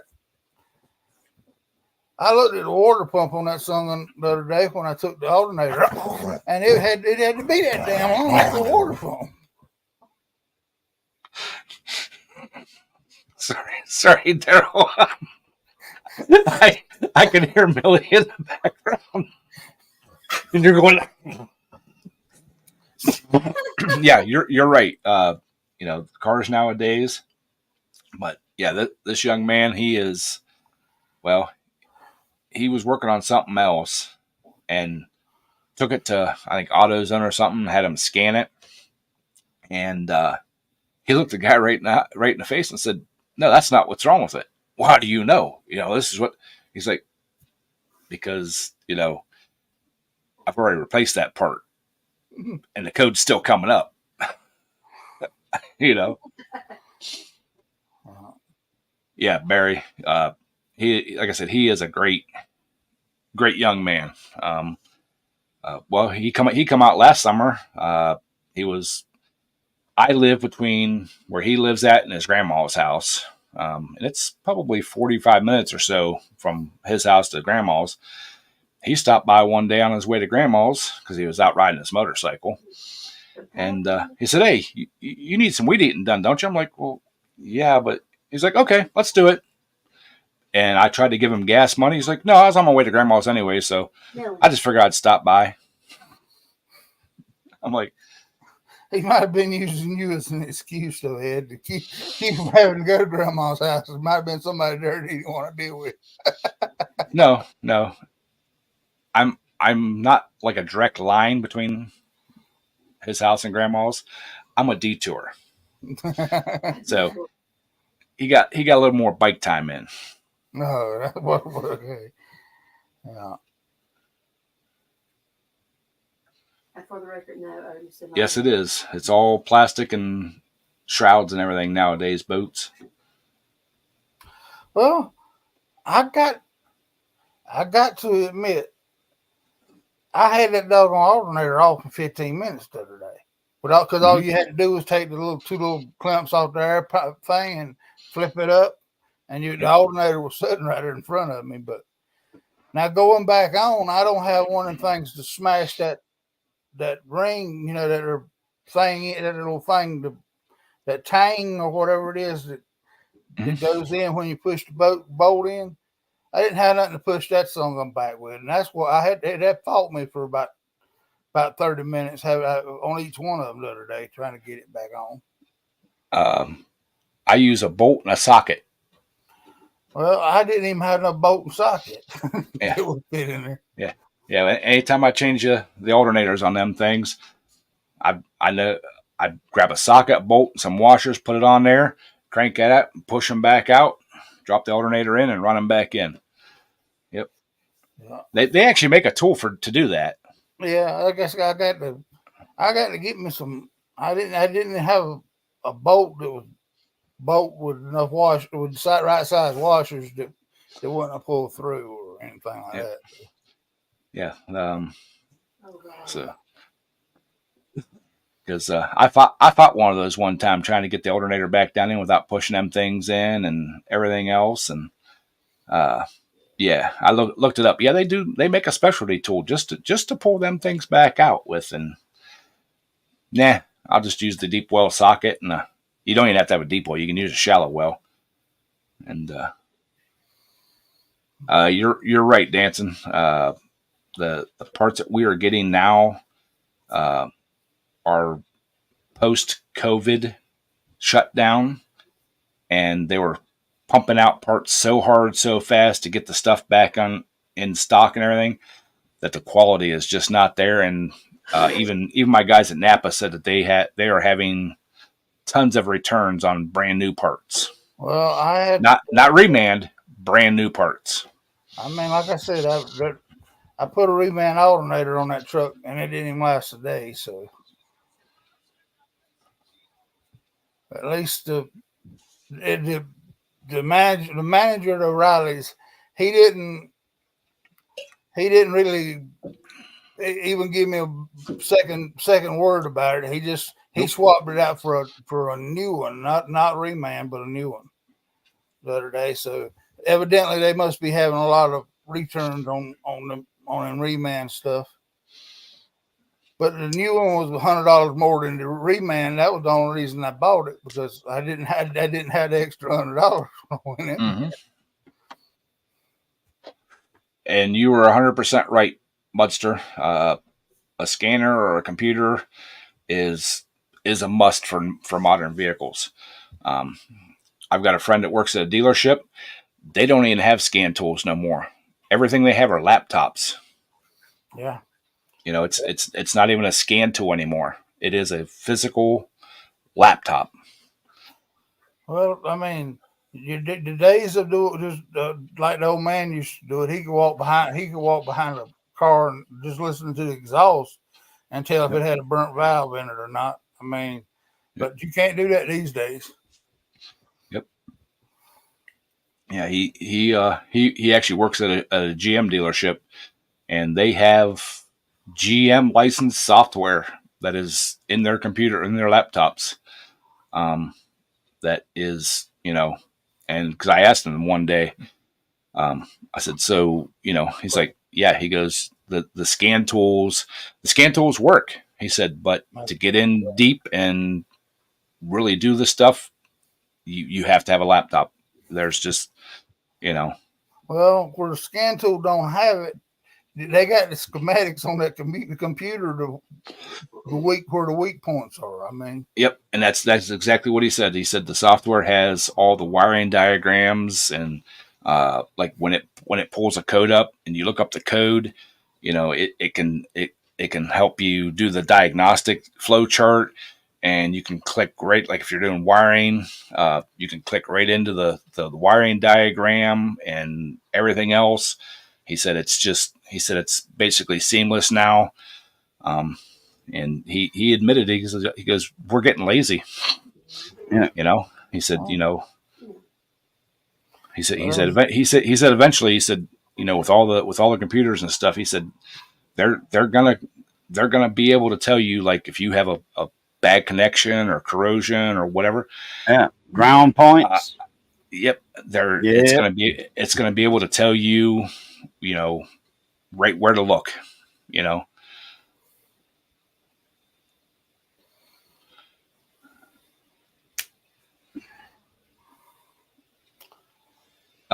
Yes. Holley, like the Holley Dominators and stuff, they come with a tuning software, and with the Holley like Dominator and stuff, you can have as many inputs or as few inputs as you want. Fuel ratio sensors and crank position sensors and all kinds of different sensors and everything else, and all live data. What did the? I mean, I found out South Main Auto or whatever it is on YouTube. Mm-hmm. Yep. Now, I mean, 3/4 of the time it ain't actually the actual part. It is a wire that's corroded somewhere in line. And I mean, I love him. I've watched him for years, probably 3 or 4 years now. I love watching Eric. He is a great teacher. But I mean, he's he goes on and he checks the wiring and all before he puts a part on it now, because Mhm. he has so many that it's corrosion that's caused. especially where he's at up in New York. Yeah. Yep. But so yeah, I think I seen somewhere on some of the new vehicles. There's 11 or 13 different modules that have to talk. So you got comm lines and everything else running between all them, and all the different connections, and everything has to talk. And yeah, and I mean, I think that's why they were trying to pass that bill the other week, where only the no repair bill or something other, where it would knock out all the shops except for the dealerships, the dealerships or whatever. I mean, yeah. Yep. I mean, Well, I'm not getting political about it, but I mean, I still want to be able to do some things to my car. You won't be able to get parts for it. well, I'm gonna guess here in a few years that like these O'Reillys and all them that will scan your car, they probably won't be doing it anymore. No, Just it's because, it's already getting too technical for them guys. I mean, yeah. luckily the manager of this O'Reilly's down here is basically the only one I won't look at in my car, because the other cats in there, they ain't got nobody that's got enough common sense to do anything else. So Yep. I mean, All right. Take care, Jeff. You have a good evening, buddy. Thanks for stopping in. Appreciate it. Yeah. But I mean, it's Well, see, I've got a scan tool, and it's 4 years old. The last let's see, what would it be? Last July, I was going to buy a new one because it is now obsolete. They're not making any more update. Well, they're making updates. I can update it up till like this July, and after that, no, they won't support it no more. So, I'm actually looking at different scan tools right now. I'm really looking at the I can't remember what it is now. I've got it at work, because it just, it's something I have to have. I mean, you can't do any diagnostics without it. Yeah, that's true. And if you buy one, most of the time you can't even update it for so many years either. I mean, you just update it to the day you bought it, and that's about all. Then it's already obsolete. So I mean, well, the nice thing about this one, and I'm still talking with my boss about it.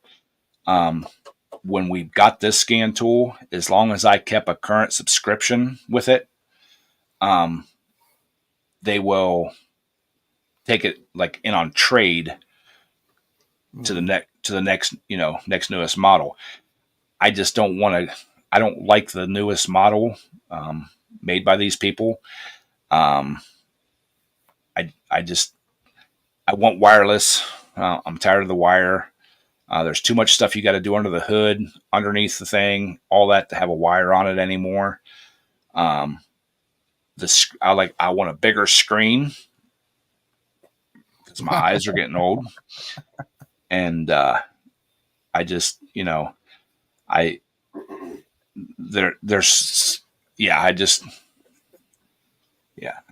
just don't want to.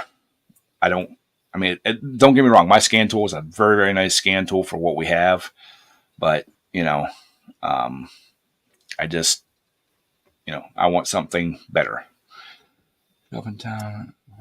Ed, as you can hear all the Missy's beating up the stove in the background. Yeah. She's getting the rice dressing together, as we call it.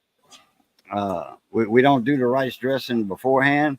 We get the rice dressing mix and all that done, the gravy made for it, like that. Then now she's doing the finishing work, adding the rice and all that. So Uh-huh. anyway, it's about time to eat. I appreciate you having me up. I appreciate you coming up. Man, we had a blast last hour yeah. and a half. So Yeah. all right. Well, Johnny, say bye. Bye, y'all. Missy, Good to say see bye. y'all. Bye, Johnny. Bye, Bye. Missy. Okay. Bye.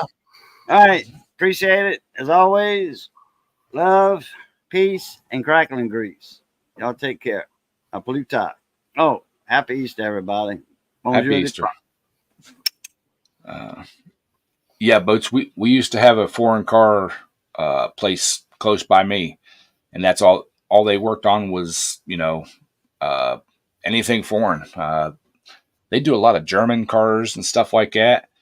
And I mean some of the stuff you've seen sitting outside their shop during the day, everything went in at night. But yeah, I mean there had to be a couple $1 million worth of vehicles sitting in their parking lot being worked on. Yeah. And they didn't just repair them. They did modifications to them, all kinds of stuff. They were like a foreign car speed shop, and it wasn't like, foreign Hondas and stuff like that. It's, yeah. Yeah, I had when I was still working in a body shop, the guy in the building next to us there, he had a Stop. he only thing he'd work on was Mercedes. Mm-hmm.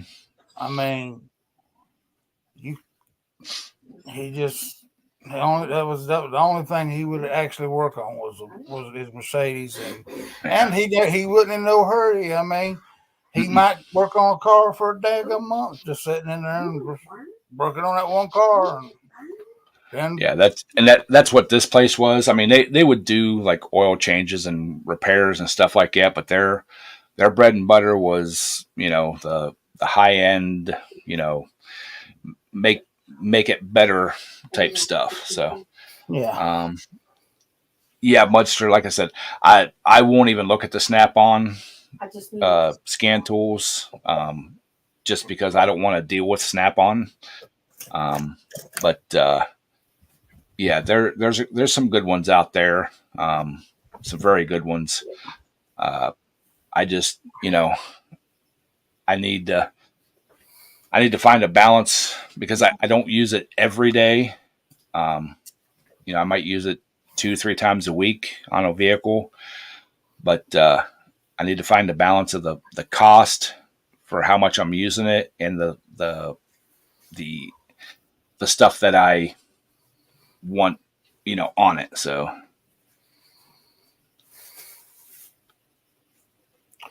well, I mean, if they want to run a shop, they're gonna they got to furnish up the stuff whenever they trade cars in. They got to build up the material, the right, things to work on them. I mean, right, and that's what we're and most of our newer vehicles still have a factory warranty on them. So, anything major goes on with them that I can't, I'll scan them to see what it is. If it's something simple, I may do it in house, but anything over and above that, until that warranty is done, it goes back to the dealership, so, I'm looking at stuff that's, probably 4 or 5 years old, nothing brand new. So, which is nice. But yeah, there's a guy down there getting work. He's like gone when it comes to boats. I don't know for sure. I've heard that too. I've never worked on a Mercedes. yeah, they are tight. I mean, this guy he would when he needed parts, he wouldn't go to the parts house or anything. He ordered his from Germany. So it took him 3 or 4 weeks to get them from Germany back over here. Germany. All right. I mean, so when I do, I'm not if, but when I do get a new scan tool, the one we have now, will be updated up to the point that we buy a new one. I just and it'll stay at the shop. And if anybody needs to borrow a scan tool to do their personal vehicle or anything, that'll be the one we let them borrow. We let a select few guys now use it, or if they want to bring it in on break or after work, I'll put it on the scan tool for them. Scan it, tell them what I find. I may look up codes and stuff like that for them, but over and above that, there's only, like I said, there's only a couple of them that will actually let it leave the shop with, but they know what they're doing. They've been trained. They've used it enough, Yeah. But I mean, y'all, what is y'all's trade-in rate, turn-in rate on them cars? Ed? Is it about 5 years or so? We do 36 months leases. Well, our vans were 36 months leases. We just bought 3 of those vans out. We kept them for an extra year. We just bought 3 of the vans out. Got one brand new one, which is a 2023. And then our 2 SUVs and car, that this is all over the road stuff. They have 4-year leases on them, and more than likely those will get turned back in and new ones to us. And unless security would need a vehicle at the time, we try to keep them, at least one of their 2 vehicles fairly modern. They're actually probably this summer. I think I got one Traverse coming off lease this summer, or this coming fall, I guess. We'll probably try to get it in their budget to buy it off lease for them. Okay. So, yeah, that's, I know most places like that, they lease the cars, and but they got a trade-in cycle on them. So, yeah, our vans we make after the ones we do buy out go into our maintenance staff. That's why we bought these 3. The buyout on them was so freaking cheap. The resale on them with the mileage that was on them, of what, let's see, our buyout price for them, the resale value was $9,000 more than what the buyout was. And we've got some guys that in the next couple of years are going to need vans. So we're going to keep them in the over the road fleet for at least another year, because we just bought them out this couple months ago. I think in January we bought them. We're going to keep them in the over the road fleet for another year, and then look at replacing at least 3 of our maintenance vans. So, but yeah, it just, my new boss, the new director of our physical plant, is very much a car guy, and he watches the car market for buying vehicles and stuff like that. And he is the reason why we got to buy those. He said, look, we can't even touch one of these vans with the mileage that's on it, with what we have to spend, on vehicles. We can't touch one, let alone 3 of them. Sorry, 3. So, he got it straightened out that we could buy those. So, yeah, that's what I did with this white truck out here. The prices kept going up, through COVID and all that stuff. The used car market, because all the factories were shut down, so the used car market got so doggone strong there through those years that truck out there was, I had it that paid down about 15.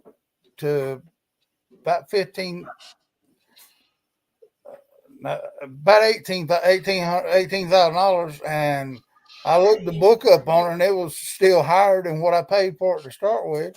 So I just took and I went and took some of the equity out of it, and because of I got a lot lower interest rate and everything else out of it. So I mean, Well, a couple years ago, we looked at leasing. See, the dealership we work with, we can lease low mileage used vehicles. We're talking like 5,000 miles on them. They're like courtesy vehicles or whatever. They have some kind of program that we can lease. We were looking at leasing 2 pickup trucks, 3/4 ton, standard cab, 4-wheel drives, and then lease them for the 3 years and then buy them at the end. But all of a sudden, the people that drive those pickup trucks started not taking care of them. The bodies on them are literally beat to hell in the last 2 years. And he's like, absolutely not. He goes, I am not going to, put that kind of a payment out. Roughly $450 a month, $500 a month, a vehicle, $1,000 a month for 3 years, and then try to buy them out at the end if they're going to beat the hell out of them. So, and the one day, the one guy's like, oh, these things are these things are pieces of junk. We need to replace them, blah, blah, blah, blah, blah, blah. I'm like, until you guys start taking better care of them, you're not going to get anything new. You're not going to get anything used. We will keep putting this shit back together. And that was my boss's exact words. We will keep putting this shit back together until we can't put it back together no more, until they learn how to take care of their vehicles better. Well, you can't really blame them on me. I've got maintenance guys that drive vans, and some of these vans have like 140, 160,000 miles on them, over 10 years old, almost 15 years. One's almost 20 years old. Now they don't put a lot of miles on them. The only damage to them is rust along the rockers. They're not dented in. They're not beat up. They're not, all this stuff, because they take care of them. They pay attention to when they're driving, even on, and they just drive on campus. Same with the guys that drive the pickup trucks. But if you look at the guys that drive the pickup trucks, they're dented up, beat up, rockers are banged in, the bed sides are banged in, tailgates are beat up. And it's like, I don't even want to take the time to do the oil changes and stuff on them, because, why should I care if they don't? But, Yep. That's the way that life works anymore. It ain't mine. I don't give a rat's butt how I take care of it. Yep. And it used to be, if it wasn't mine, I'd try to take care of it better than I did my own. Because especially the doggone semi trucks, the company trucks that I drove. Yeah. Some weekends I'd go home and I'd wash it and shine it and everything else, because of the fact that the company wouldn't pay for truck washes except for one name brand of truck wash thing, and I never went past them. Where I was running at, I never went past them. So, in other words, if I wanted a clean truck, I had to wash some of myself. Would that be a Streaking Beacon? No, they wouldn't let us go to the Streaking Beacon. Oh, okay. Are you talking about Landstar? No, this was Transport America. They had a contract with another name brand of, I can't even remember what it is now, but I don't think they're in business no more. But I'd take it home, I'd wash it and shine up the wheels and all on it myself. Oh yeah. Our maintenance guys that drive the vans, they don't go as far as waxing them and stuff themselves. Yeah. But they'll bring them in and wash them. They try not to run into stuff. They try not to get into situations where, they're going to be, and they drive down the sidewalks and stuff just like the other people do. It's just, Yeah, uh, they just don't care, you know. So and it's been a couple years now. We had a maintenance guy, a younger guy, um, and he come in and he was kind of ranting and raving a little bit about junk this and junk that, and it's nothing but junk and everything. And I basically lost it and went off on him. And there was some other people standing around. I said, that vehicle you're driving was not junk when we bought it. That vehicle was not junk whenever we gave it to you. If it's junk now, there's a reason.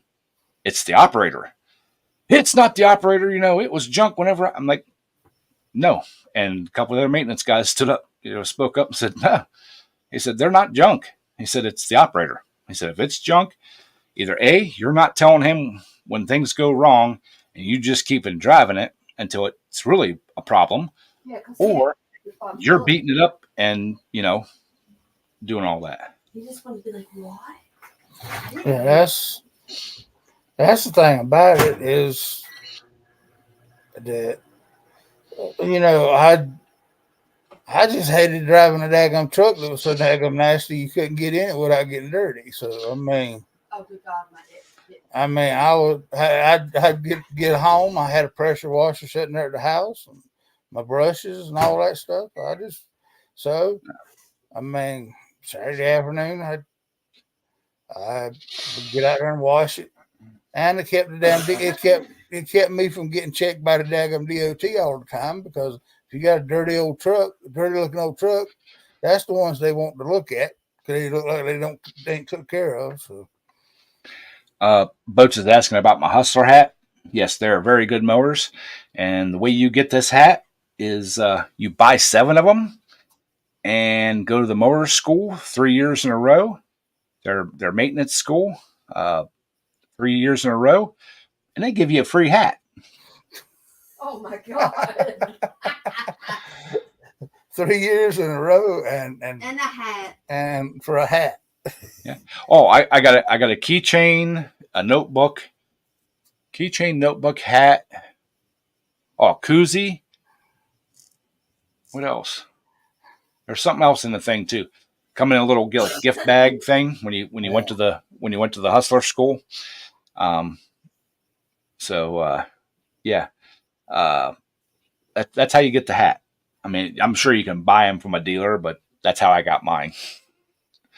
Yeah, we're up to 7 of them now, and we're actually trading one of our oldest ones in that has the most hours on it, and we're getting one of the brand new ones. I was just informed of that. I just hope that the guy that put in the order knows what he is ordering.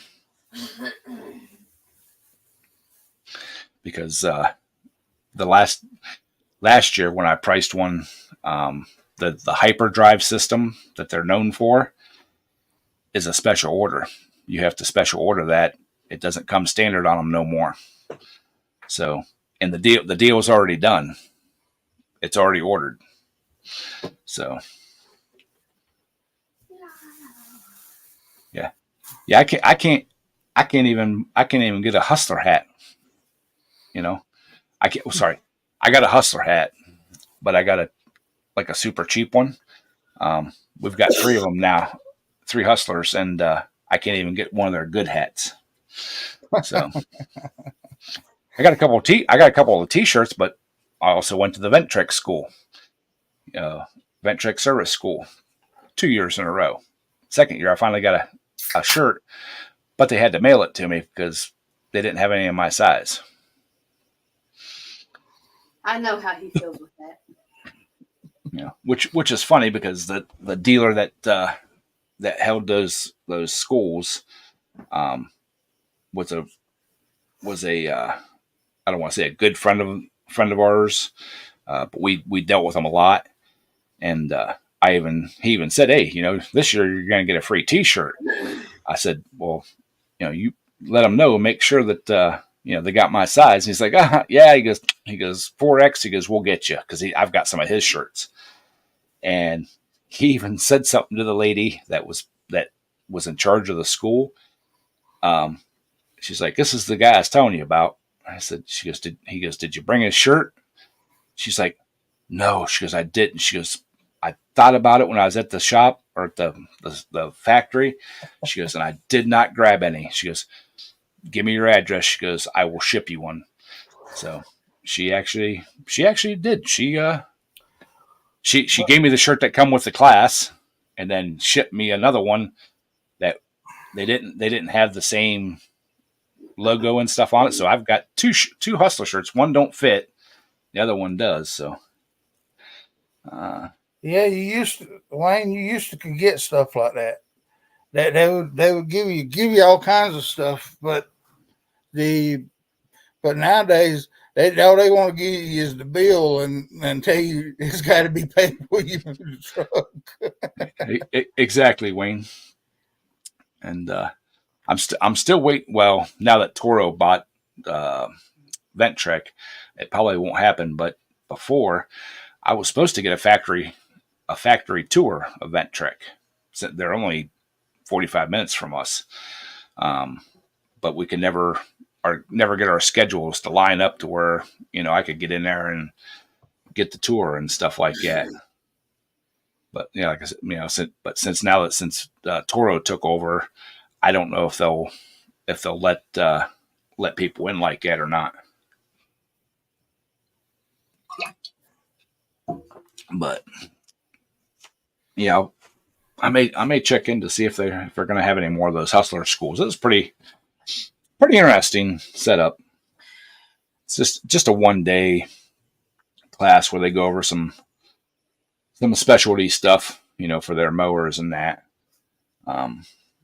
But it's worth sitting through. You get a little certificate that says you're Hustler factory certified service, and all that kind of stuff. But you get you a little plaque too, Ed. It's not a plaque; it's a paper. Has your name and everything on it and all that. Before I got my new desk at work, my old desk didn't have a back, like a bookshelf thing on it. I had them up on my corkboard, but when I got my new desk, there wasn't room between the top of the bookshelf thing and the ceiling to put my corkboard up. So they're all in a folder in my office now. So, and yeah, Kenworth giving you a free jacket. It's like Snap-on. You can't, I don't think Snap-on even gives away free hats or anything anymore, even when you buy a bunch of tools. I think you have to buy all that stuff. I don't really think anybody gives away hats and stuff like they used to. I mean, that's awesome, Boats. Checker Motors. But oh yeah, it's hard to get. I still get my Napa hats, but any place else, it's hard to get anything, like that. I used to get big wall calendars, like the full month big wall calendars things from one of our sales guys. I asked him about them this year.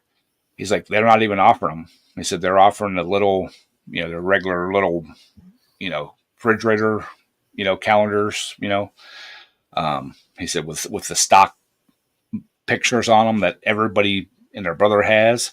He said they're not doing the big planner calendars no more. So I said, well, that sucks. So I used to like to have that hanging in my kitchen so I can see it. Yeah. But, well,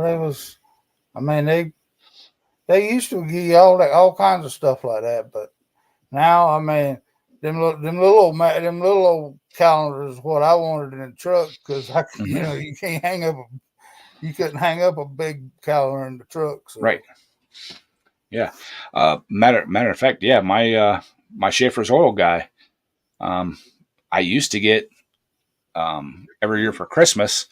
It was a grease tube It's brand new. It wasn't used for candy, and he paid for that candy, every year. He couldn't even get the tubes this year.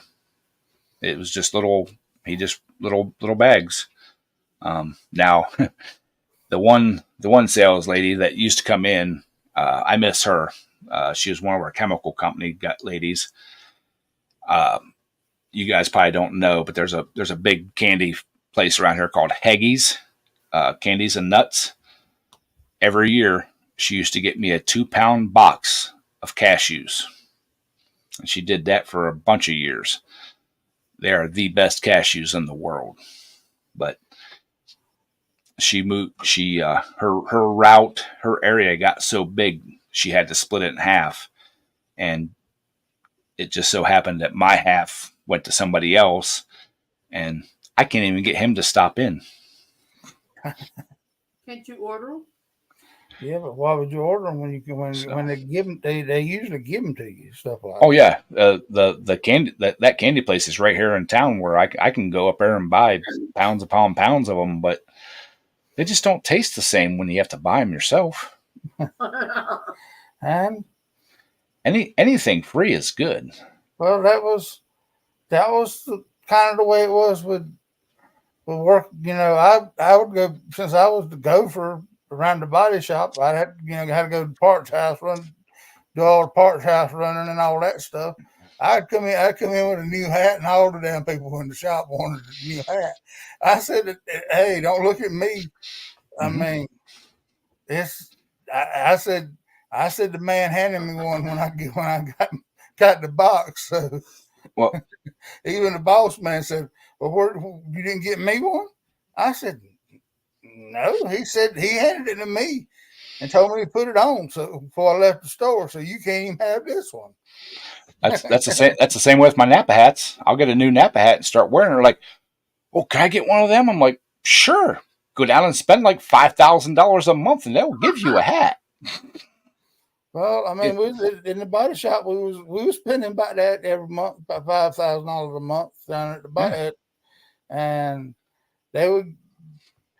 I mean, it probably wasn't a mile and a half to the mile to half to the park store, so I'd have to go down there and pick up something. I was in and out there so doggone much that I was the only one.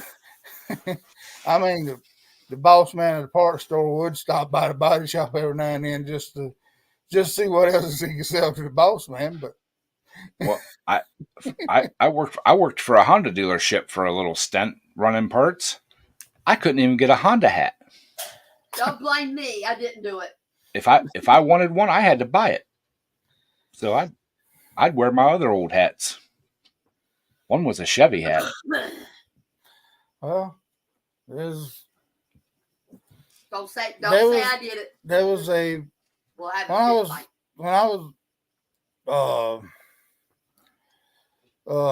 was driving a truck for one company, they messed up. They had the woman in there. She said, "I got a box full of old hats in here," and she said, "Here, you can have them if you want them." She said she's cleaning them out, and they're sending in new hats for the new drivers and stuff.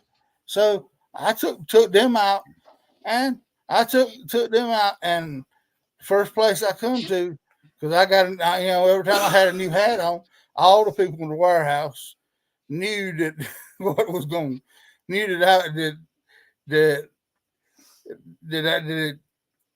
they said, "Well, why didn't you get me one?" Because and so I said, this time I walked into that daggone warehouse with a new hat on, and I said, I whistled in the warehouse, and I stood there and handed them out till I run out of them. I said, "This is all I got this time." But well, our industrial supply company, they do our nuts and bolts and all that kind of stuff. This has been like 15 years ago. You remember the plastic coffee mugs, the thermal mugs that had the handle on the side and a little clip-on cap? Mm-hmm. They were changing those. their style, the logo and stuff on their cups. He got and probably every 4 months or so, he'd bring me a new one. Up to this point, when they changed that, he bought me a box of 100 of them. He said, "Here you go." He goes, "I know you love these things." I said, "Oh yeah, because if something happens to it here at the shop, I'm not out anything," and they worked really well. I didn't have them things a week in my shop before they, They're all gone. yeah, they were mostly all gone. I mean, I kept like a dozen of them, and I've burnt through them and stuff like that. And the other about a month ago, he was in, and just jokingly, I said, "Hey," I said, "You got any more of them coffee coffee mugs?" He's like, "I don't know. Let me go look." He stopped back by. He goes, "No." He said, "But we do have some coffee mugs." He said, "But you won't like them." He said, "They're like half the size of what that one was. There's no handle on them. And he said, "They're just cheap I'll be mugs." right He back said, here. he goes, "I won't even give them out." Yeah, we have Fastenal around here, or used to. They've moved out of town now, but this is a local. It started out as a mom and pop place. Um, uh, it's called JB Fleet and Industrial. They do everything. They do hydraulic lines and hydraulic fittings, bolts, nuts, screws, all kinds of stuff. They sell all these electrical fittings and everything. Here's my little coffee cup that everybody wants still. Yeah. I mean, Well, see, back when everybody was doing that Stanley craze thing, yeah. I still do my built cup. I actually went on Amazon and bought like 3 more of them. That's a 30-ounce cup. And I pay less than $20 for it, and it keeps stuff just as hot as the Yetis and everything else. So, Well, why not? So, well, I went to Louisville one time, truck show, and they were giving everybody cups of coffee as they went in. I don't even drink coffee, but I still took me a mug, and I did drink 1 cup of coffee. Mhm. But yeah, I was at a trade show years back, and I don't even remember what was on the cup. I don't remember. I think it was like a gas station cup or something. Some random vendor called me over. "Oh, you can't have that cup, man. You look like you drink a lot of coffee." I'm like, "I do." Dude gave me like an awesome freaking coffee cup that I used for years. It was it was really big on the bottom. It was probably 6 inches across on the bottom, but then it kind of tapered up to the top, and then it was just like a standard coffee cup on the top. And I loved that thing. I picked up a thing going to one of those shows one time. I picked it up in North Carolina, load of stuff in North Carolina, and what it was daggum coffee cups. But you ain't gonna never believe who they were for. It was a whole had a whole 53-foot trailer loaded ceiling to the floor of daggum coffee cups with Viagra on. And Yeah. I took them down to that whatever that World Trade Trade Show or something they were having down in Atlanta. I took them down there, and the bastards on the dock wouldn't even give me a coffee cup with Viagra on it. Yeah. That's the whole reason I bought this cup originally, is because everybody had the Yetis, and I'm like, I just need something that's going to keep my coffee warm, and I fell in love with this brand. So Walmart used to carry them. They don't carry them no more. So I had to go online and, yeah, it was this cup. I've dropped it enough times that I actually broke the lid, went online to try to find a new lid. They don't sell just the lids for this cup. So I went on Amazon, started looking around because I was just going to buy a whole new cup. Found a deal. You can buy the cup, it comes with an extra lid and a metal straw for about the same price as what Walmart was selling just a cup for. So guess what? I bought 2 sets of those. I've got extra lids. Yep. Yeah, I years back I had one of the Walmart, whatever their Walmart brand is, that was the Yeti knockoff, and yeah, I liked it a lot. And but yeah, if I could find another one of those, the big fat base ones like I had, I'd buy it. It was only like a 25-ounce cup or something like that, but it was all stainless steel on the inside, outside. But the thing that I loved about it, you couldn't spill it over. You know, you could sit. I used to sit on the dash of my old Chevy. I had like a '78 Chevy. You had old big round bottom on it. Yep, had a big round. Yep, you could just sit that sucker right on the dash and it wouldn't spill. Yes, boats. I still carry a Stanley thermos, and I'm actually looking at buying, because I'm about due for a new one. I'm actually looking at the big 2-quart one, which is the next size up from what I have. But like I was saying earlier, I have a really hard time buying stuff for myself, so I just haven't pulled the trigger on ordering it yet. But yeah, So same reason I haven't bought a new coffee maker that I probably should. There's a specific one I want that has a stainless steel thermal carafe that it perks the coffee into. My brother has one, and he said he can perk a pot of coffee in the morning, and it doesn't have a warming tray on it. He can perk a pot of coffee in the morning, pour his cup, go to work, and when he gets home, that coffee's just about as hot as when it was perked. So I'm like, hell yeah, that's what I'm talking about. Yeah. I was freaking out a couple months ago. It was right before Christmas, matter of fact. I washed my thermos really good, and for the life of me, I could not find the stopper for it. I know I washed it. I know I set it on the drain board. I looked and looked and looked, and I looked around and moved everything that was on the counters, looked all around. It took me 2 days to find it. And in that time, I was on Amazon and all the websites. I was almost ready to buy a new stopper. Somehow, the thing had fallen off the counter and got kicked across the kitchen floor, and it was under my dining room table. I got linoleum floors. It's about 20 feet or so. So it had to have gotten kicked. So, but yeah, and I don't even know what made me think about looking over there for it.